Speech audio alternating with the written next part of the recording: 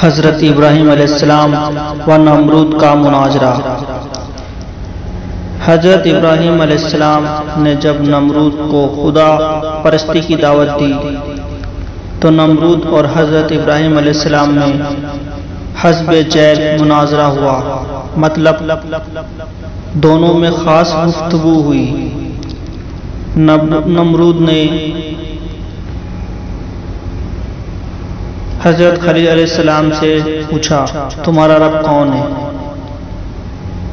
جس کی پرستش میں تم مجھے دعوت دیتے ہو؟ حضرت خلیل علیہ السلام نے جواب دیا، میرا رب وہ ہے جو زندہ بھی کرتا ہے اور مار بھی ڈالتا ہے۔ ایسا سنتے ہی نمرود نے کہا کہ یہ بات میرے اندر بھی تو موجود ہے، ابھی میں تمہیں یہ بات کر کے دکھاتا ہوں، لو ابھی دیکھو، میں تمہیں زندہ بھی کر کے دکھاتا ہوں اور مار کر بھی۔ یہ کہہ کر نمرود نے تو شخصوں کو بلایا، ان میں سے ایک شخص کو قتل کر دیا اور ایک کو چھوڑ دیا۔ نمرود کہنے لگا، دیکھ لو، ایک کو میں نے مار ڈالا اور ایک کو گرفتار کر لیا اور پھر چھوڑ دیا، گویا اسے زندہ کر دیا۔ نمرود کی یہ اہم کانہ بات دیکھ کر حضرت علیہ السلام نے ایک دوسری مناظرانہ گفتگو فرمائی اور فرمایا،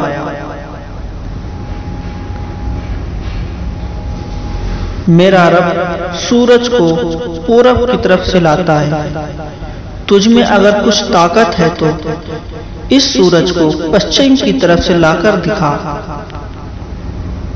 یہ بات نمرود سن کر ہوش اڑ گئے نمرود کے، اور وہ اس بات کا جواب نہیں دے پایا، وہ لاجواب ہو گیا۔ سبق اس سے ہمیں یہ ملتا ہے، جھوٹے دعوے کا انجام ذلت و رسوائی ہے۔ کافر انتہائی بے وقوف ہوتا ہے۔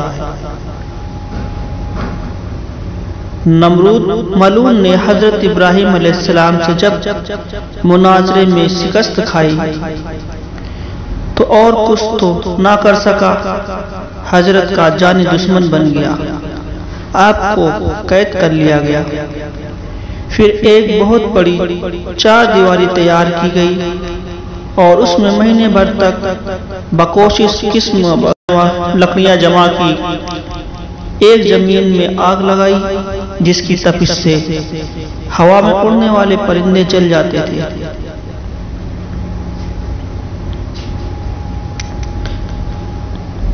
ایک منجنیق تیار کر کھڑی کی اور حضرت ابراہیم علیہ السلام کو باندھ کر اس میں رکھ کر آگ میں پھینک دیا۔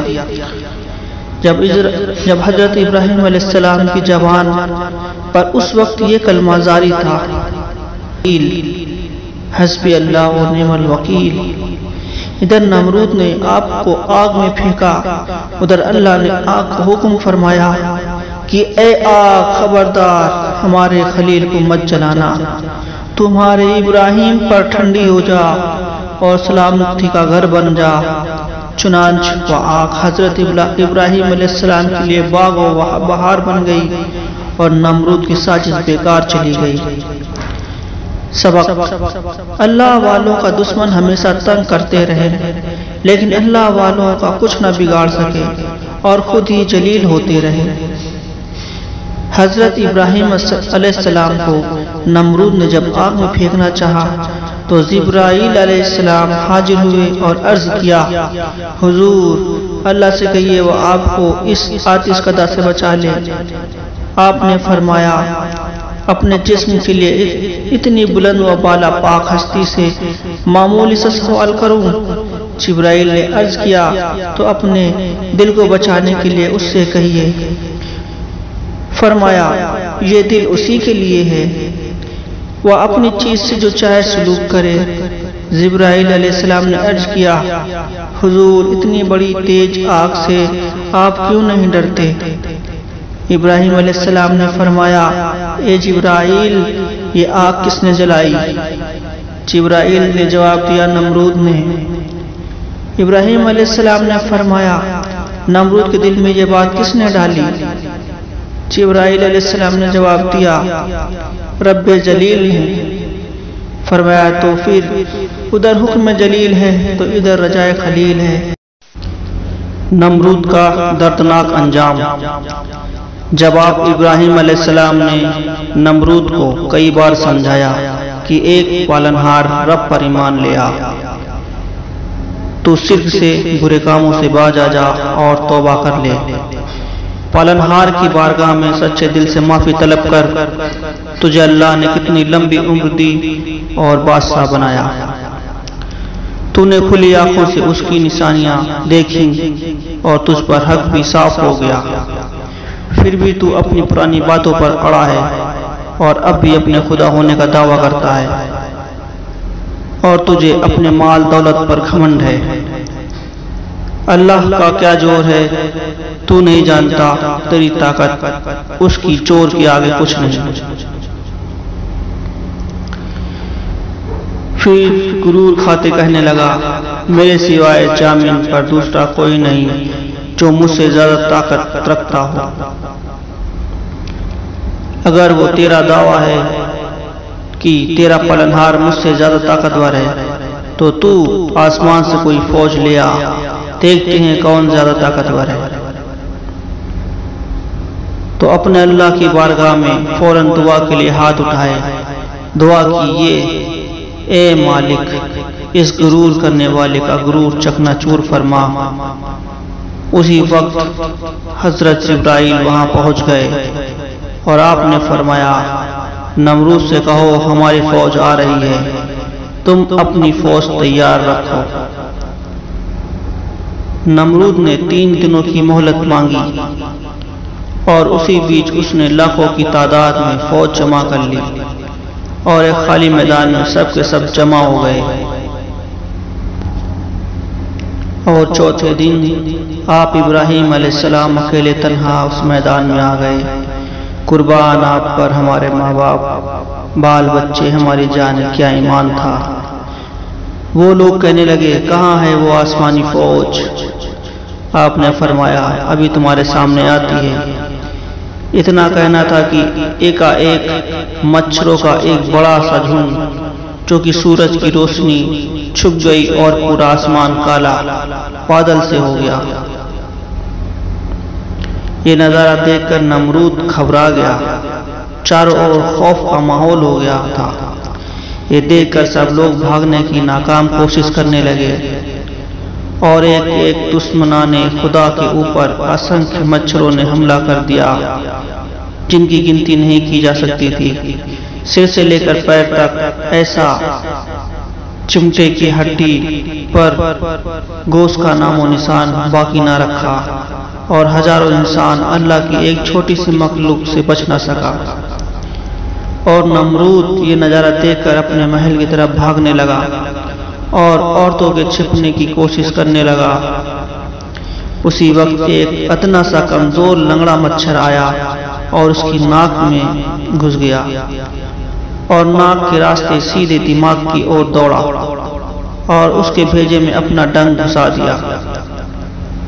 اس کا سکھ چین سب ختم ہو گیا اور پورے محل میں پاگلوں کی طرح ادھر ادھر بھاگتا دوڑنے لگا، اور لگ بھگ 40 دن تک اس کا یہی حال رہا۔ کچھ اور بیان کرنا بہت ہی مشکل ہے، اور تڑپ تڑپ کر مر گیا۔ اللہ کی ایک ادنا سی مخلوق سے نہیں بچے اور اللہ کو چیلنج دیتے تھے۔ آج یہ لوگ اللہ کے قانون کے ساتھ کھلواڑ کرنے کی ناکام سازش کر رہے ہیں۔ اس قوم کو فنا کرنا چاہتے ہیں جس قوم نے نمرود، حمان، فرعون، قارون اور بہت سے لوگوں کا ظلم دیکھا ہے۔ پھر ان کا کیا حال ہوا آپ بہتر جانتے ہیں۔ ان قریب دشمنان اسلام کا یہی حال ہونے والا ہے انشاءاللہ تعالی۔ اسلام ہم تو چاہیے ہی نہیں، ان قریب پتہ چل جائے گا کیا ہوتا ہے۔ تم بھی انتظار کرو، ہم بھی دیکھتے ہیں۔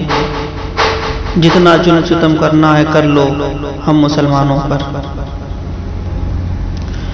اور ہرگز اللہ کو بے خبر نہ جاننا ظالموں۔ اللہ تمہیں ڈھیل نہیں دے رہا ہے مگر ایسے دن کے لیے جس میں آنکھیں کھلی کی کھلی رہ جائیں گی تمہاری۔ اللہ پاک قرآن شریف کی ایک آیت میں فرماتے ہیں ظالموں کو لیے، کیا وہ زمین میں چلے پھرے نہیں کہ دیکھتے ہیں کہ ان لوگوں کا کیسا حال ہوا جو ان سے پہلے گزر چکے ہیں۔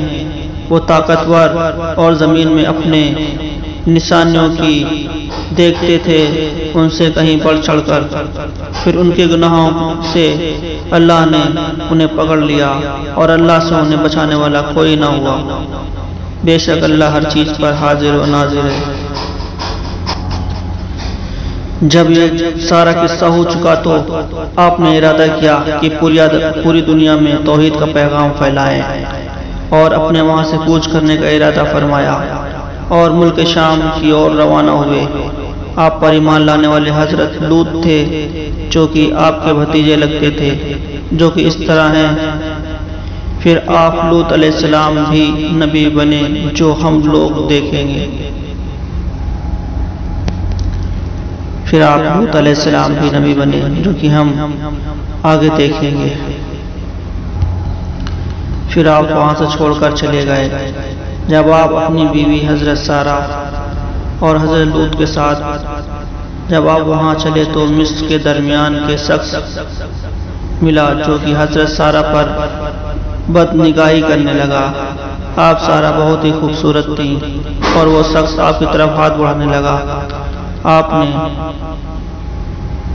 اللہ سے اس کے لیے بد دعا کی اور اس کے دونوں ہاتھ میں خوب زیادہ درد ہونے لگا اور وہ اپاہج ہو گیا، اور اس نے حضرت سارہ سے معافی مانگی۔ آپ نے اس کے ٹھیک ہو جانے کے لیے دعا کری اور وہ ٹھیک ہو گیا۔ پھر اس نے بد نگاہی کرنا چاہی، پھر آپ نے اس کے لیے بد دعا کی، پھر وہ اپاہج ہو گیا، پھر اس نے معافی مانگی۔ اس طرح سے 2-3 مرتبہ ہو گیا۔ وہ سمجھ گیا کہ یہ کوئی عام نہیں، کوئی اللہ کے ولی ہیں، اور اس نے سچے دل سے توبہ کی اور آپ کی خدمت کے لیے ایک کنیز کو آپ کی خدمت میں پیش کیا جن کا نام حضرت ہاجرہ تھا۔ حضرت ابراہیم کی کوئی سنتان نہیں تھی، کوئی اولاد نہیں تھی۔ حضرت سارہ نے آپ کو حضرت ہاجرہ سے نکاح کرنے کا مشورہ دیا کیونکہ دن حق کام آپ کو ملا تھا جو کہ آپ کی اولاد سے آگے بڑھنا تھا، اور آپ نے حضرت ہاجرہ سے نکاح فرمایا۔